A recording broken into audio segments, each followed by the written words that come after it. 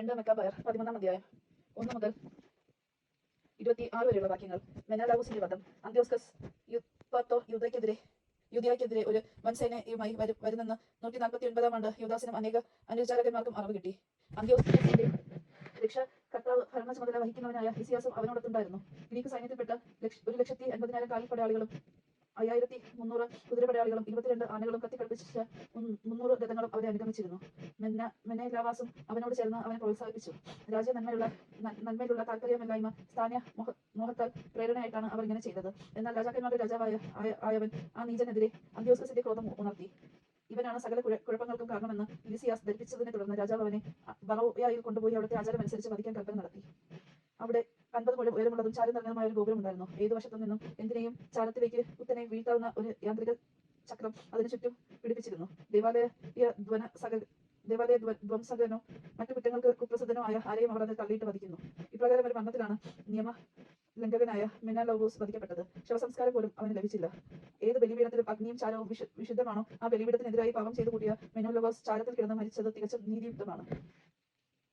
യഹൂദർ അന്ത്യോക്കസിനെതിരെ രാജാവ് കൊടിയ ഗർവോടെ തന്റെ പിതാവിന്റെ കാലത്ത് നടത്തിയതിനേക്കാൾ നീചമായ തിന്മ യഹൂദരോട് ചെയ്യാൻ തുനിഞ്ഞു. ഇത് കേട്ട യൂദാസ് ജനത്തോടും തങ്ങളുടെ നിയമവും നാടും വിശുദ്ധ ദേവാലയം നഷ്ടപ്പെടാറായിരിക്കുന്ന ഈ വിപത്ത് സന്നദ്ധിയിൽ തങ്ങളെ സഹായിക്കണമെന്നും ജീവൻ വീണ്ടെടുത്ത് തുടങ്ങുന്ന തങ്ങൾ ദൈവദൂഷകരായ വിജാതിയുടെ കൈകളിൽ വീഴാൻ അനുവദിക്കരുത് എന്നും രാപ്പകൽ കർത്താവിനോട് വിളിച്ചപേക്ഷിക്കാൻ ആജ്ഞാപിച്ചു. അവർ ഒന്നു ചേർന്ന് ഉപവാസം അനുഷ്ഠിച്ചുകൊണ്ട് കൃപാമയനായ കർത്താവിനോട് 3 ദിവസം തുടർച്ചയായി സാഷ്ടാംഗം വീണ് കേണപേക്ഷിച്ചു. അതിനുശേഷം യൂദാസ് സന്നിധരായിരിക്കാൻ അവരെ ആഹ്വാനം ചെയ്തു. ശ്രേഷ്ഠന്മാരോട് രഹസ്യത്തിൽ ആലോചിച്ചതിനു ശേഷം രാജസൈന്യം യൂദായിലെത്തി. നഗരം കീഴടക്കുന്നതിന് മുൻപ് പുറത്തേക്ക് കടക്കാനും ദൈവസഹായത്തോടെ കാര്യങ്ങൾ തീരുമാനത്തിലെത്തിക്കാനും അവൻ നിശ്ചയിച്ചു.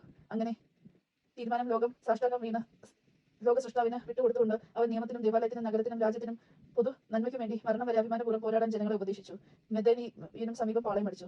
ദൈവത്തിന്റെ വിജയം എന്ന അടയാളവാക്ക് അവൻ അവർക്ക് നൽകി. തുടർന്ന് അതീതന്മാരായ യുവ സൈനികന്മാരോടുകൂടി രാത്രിയിൽ മണ്ഡപം ആക്രമിക്കുകയും 2000 പേരെ പാളയത്തിൽ വെച്ച് തന്നെ വധിക്കുകയും ചെയ്തു. മുൻനിരയിലെ ആനയെയും പാപ്പായെയും അവൻ കുത്തിക്കൊന്നു. പാളയത്തിലുടനീളം ഭീതിയും അങ്കലാപ്പും പരത്തിയിട്ട് വിജയികളായി അവർ മടങ്ങി. യൂദാസിന് കർത്താവിന്റെ സഹായവും സംരക്ഷണവും ഉണ്ടായിരുന്നതിനാൽ അരുണോദയത്തോടെ ഇതെല്ലാം കഴിഞ്ഞു. യഹൂദരുടെ നിർഭയം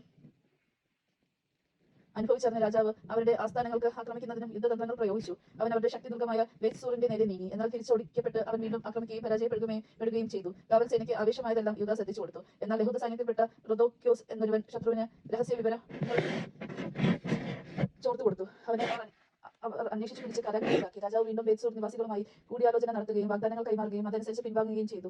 വീണ്ടും യൂദാസിനെയും അനുചാരന്മാരെയും അവൻ ആക്രമിച്ചു. എന്നാൽ പരാജയപ്പെട്ടു. താൻ ഭരണ ചുമതല ഏൽപ്പിച്ചിരുന്ന ഫിലിപ്പ് തത്സമയം അന്ത്യോക്യയിൽ കലാപം സൃഷ്ടിക്കുന്നുവെന്ന് രാജാവ് കേട്ടു. അവൻ പരിഭ്രാന്തി പൂണ്ട് യഹൂദരെ വിളിച്ചു വരുത്തി. അവരുടെ അവകാശങ്ങൾ സംരക്ഷിക്കാമെന്ന് ശപഥം ചെയ്ത് അവരുമായി ഉടമ്പടി ചെയ്ത് അവർ ബലിയർപ്പിക്കുകയും ഉദാരമായ സംഭാവന കൊണ്ട് ദേവാലയത്തോട് വിശുദ്ധ സ്ഥലത്തോട് ആദരം കാണിക്കുകയും ചെയ്തു. സമാധാന ഉടമ്പടി. അവൻ മക്കബേയൂസിനെ അംഗീകരിക്കുകയും ഹഗേമോനീദീസിനെ ടോളമീസ് മുതൽ ഗരാർ വരെയുള്ള പ്രദേശത്തെ ഭരണാധിപനായി നിയോഗിക്കുകയും ചെയ്തു. ടോളമായിസിലേക്ക് പോയി. അവിടുത്തെ ജനം ആ ഉടമ്പടിയുടെ പേരിൽ ക്രുദ്ധനായിരുന്നു. അതിലെ വ്യവസ്ഥകൾ അസാധുവായിരിക്കണമെന്ന് വരെ അവർ കോപം പൂണ്ട് ആവശ്യപ്പെട്ടു. എന്നാൽ ലിസിയോസ് പൊതുവേദിയിൽ കയറി നിന്ന് ഉടമ്പടിയിലെ വ്യവസ്ഥകളെ ശക്തമായി പിന്താങ്ങി. അവരെ ബോധ്യപ്പെടുത്തി ശാന്തമാക്കി അവരുടെ സൗമനസ്യം നേടി. അനന്തരം അവൻ അന്ത്യോക്യയിലേക്ക് പുറപ്പെട്ടു. ഇപ്രകാരമായിരുന്നു രാജാവിന്റെ ആക്രമണവും പിൻവാങ്ങലും. ദൈവജനമാണ് നാം കേട്ടത്. നമുക്ക് ദൈവത്തെ സ്തുതിക്കാം. ക്രിസ്ത്യാനിക്ക് സ്തുതി.